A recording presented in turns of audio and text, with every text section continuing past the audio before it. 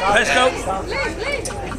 It's quite daunting having to follow three very eloquent speakers. James and John Ray. John, I have to pull you up on one small thing. You did mention earlier on that Jimmy had a racing career that was curtailed through injury. I think it was mostly because he was shite at it.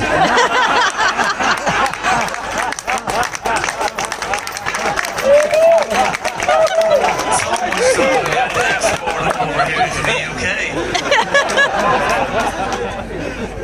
Right, back on script. Keep going. I'm going to thank a few people. So, John and Jackie Ray for hosting this absolutely fabulous wedding day.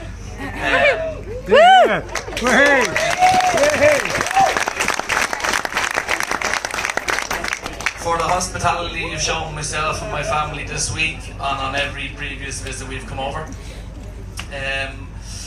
To Jimmy's groomsmen, you are dotted in various spots. You were all useless when it came to organising the stag do, but you were mighty crack on it.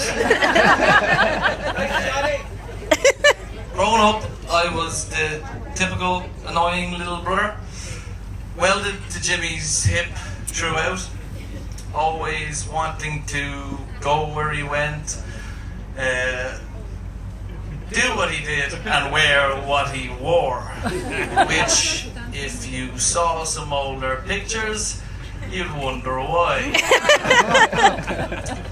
Jimmy moved to the UK over 15 years ago. Although living in two different countries, we would always make time and effort to touch base with each other every week, see how we're doing. In recent times, I had noticed something lacking in his life. A sort of void that he couldn't fill. As a brother, you pick up on these things, however subtle they may be.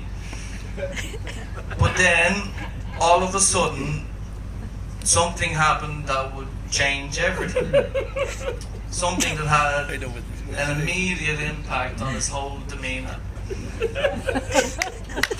He bought the Range Rover.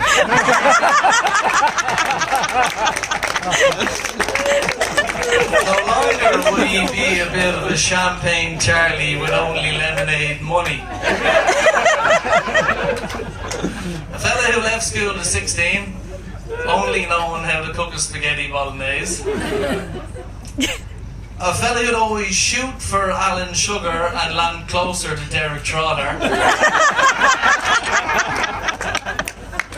Even back when you were racing, I'd say the horses beneath you could tell that you had notions.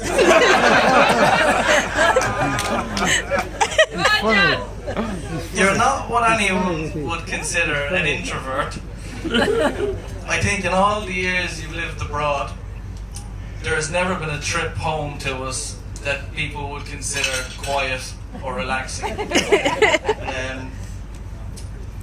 Whether it was the local Skerries 100 road races, the Dublin Horse Show, or the various birthdays and family occasions over the years, each trip was always like a sort of pub goers boot camp. It would start very early, it would end quite late, you'd lose participants at various stages throughout the day, and it would go on for consecutive days at a relentless pace. Jimmy's idea of going out for one or two quiet drinks usually finishes with him standing on a table singing Big Strong Man. My brother said yes!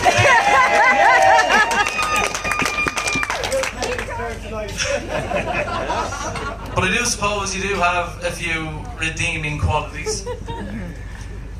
You're someone who prioritises family above all else.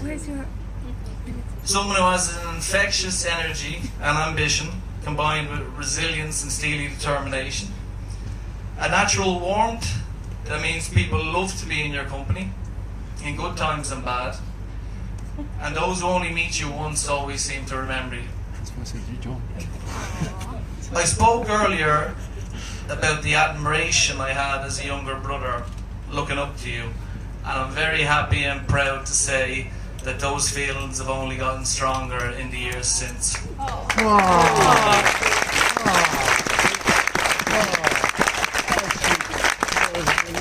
Mackenzie, I can sincerely say, on behalf of our entire family, we have absolutely adored you since the first moment we met you. One of the kindest and most genuine people I've ever met. You've always made such an effort to get to know us and to be a part of our family. It makes us all so happy to be here today, celebrating this marriage between you both, and I wish you all health and happiness in the future.